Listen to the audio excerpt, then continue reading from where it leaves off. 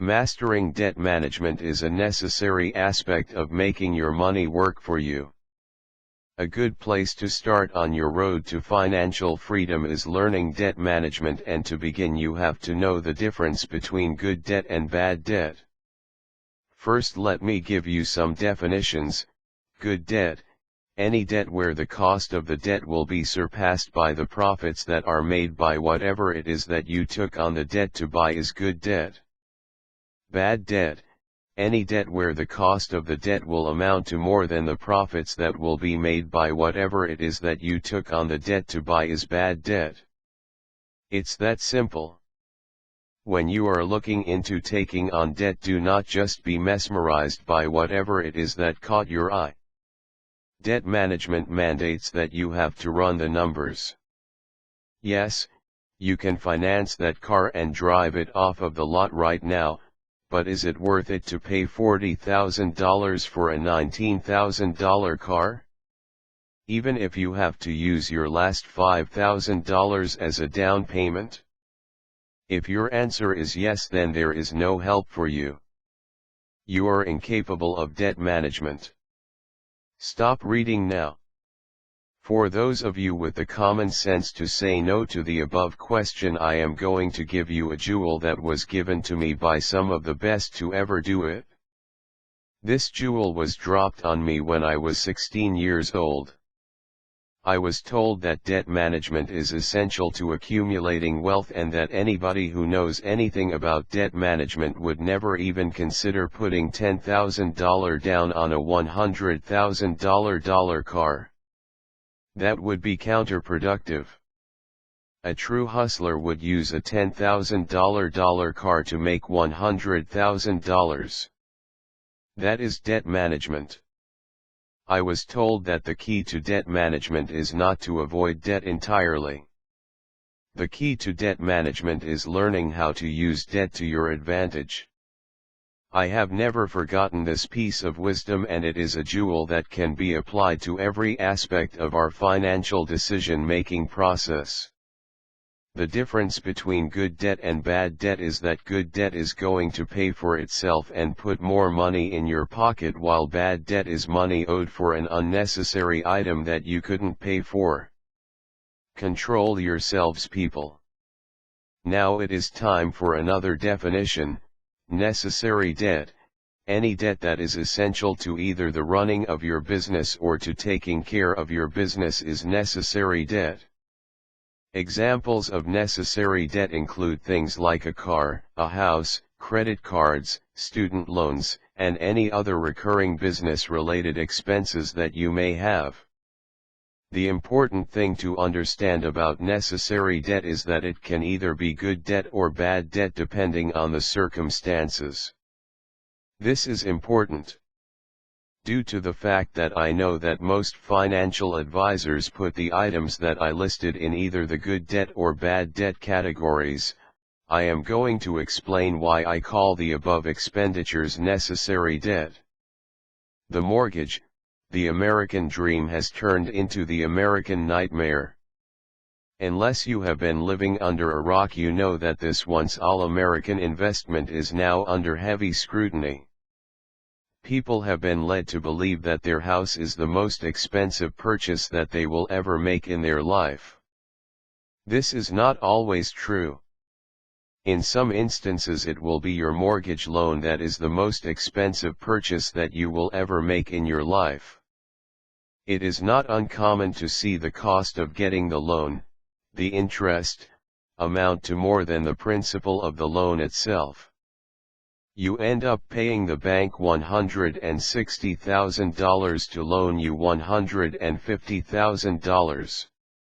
So if you hold onto the house for the life of the loan, you end up paying $310,000 for a $150,000 house. I know what you are thinking, that the value of the house will appreciate over time, thereby offsetting the interest charges on the loan. That is what you were thinking, right? Right? Well, that would depend on the property that you are getting, but judging by the millions of Americans who either lost their homes to foreclosure or are underwater on their mortgages, I think it's safe to say that the appreciation of a property cannot make up for a bad deal. If you can get a good deal on the house in that you get it at a price where your money is made when you buy, the mortgage that you take out on that house can be considered good debt.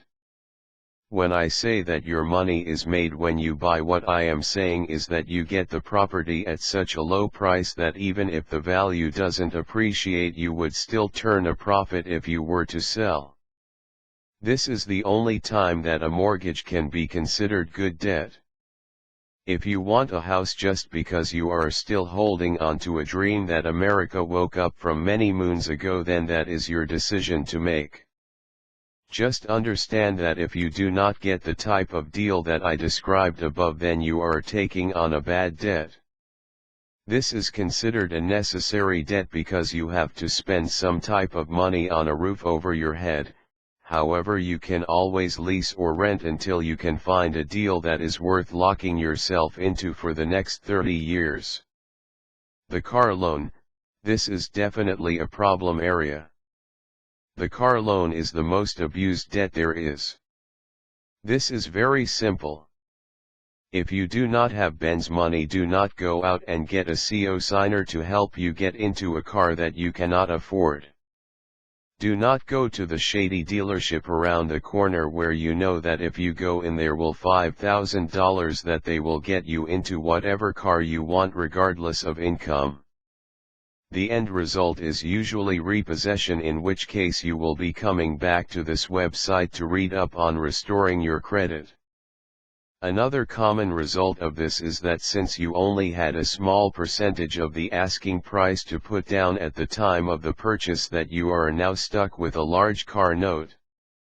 When you add this with the full coverage car insurance that you have to pay every month, full coverage is mandatory on a financed vehicle, and whatever other bills that you have to pay for, you are usually left with no money, and you officially become that person in the 7 Series who rarely takes it out of the garage because you have no gas money. Trust me, that is not a good look. The car loan is a necessary debt because you have to get from point A to point B. That is a given, but it does not mean that you have to spend all of your money to do it. I am talking to the people that go out and buy $60,000 cars because they wanted something reliable. That is the reason that most people give for why they went out and spent too much money on a car.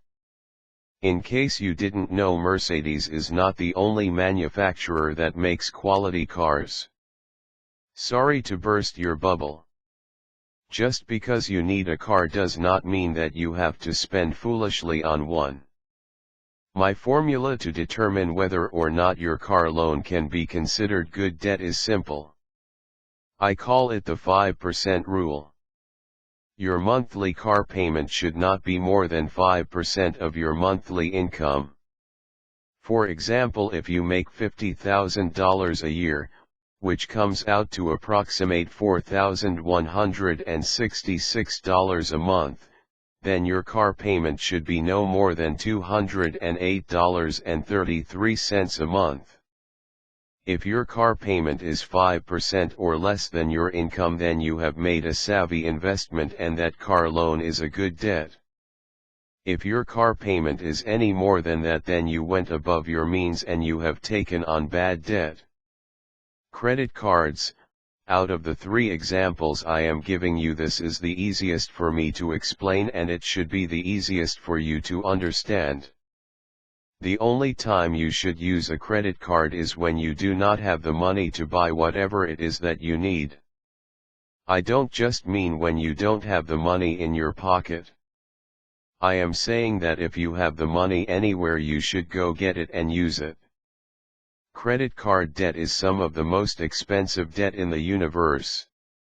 I don't know about you, but I am in the business of making money, not giving it away. Every time you give a company $5 to spend $20, that is exactly what you are doing. The only justification for using a credit card is that the money that you are going to make off of whatever it is that you are buying is going to be enough to have made a decent profit after making back the cost of the item itself and the extortionary amount of interest that you were charged to make the purchase with the credit card. The only exception to this rule is if you are building credit. See the credit section for details.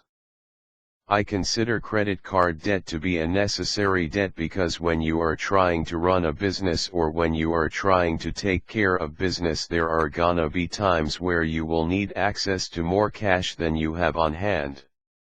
At these times a credit card can be invaluable. If used for this purpose, credit card debt is good debt. I don't think I need to tell you that a shopping spree on credit at Saks is bad. 3 words, the Great Recession. If you haven't learned that too much leverage is potentially fatal by now, then you may never learn. Use it wisely.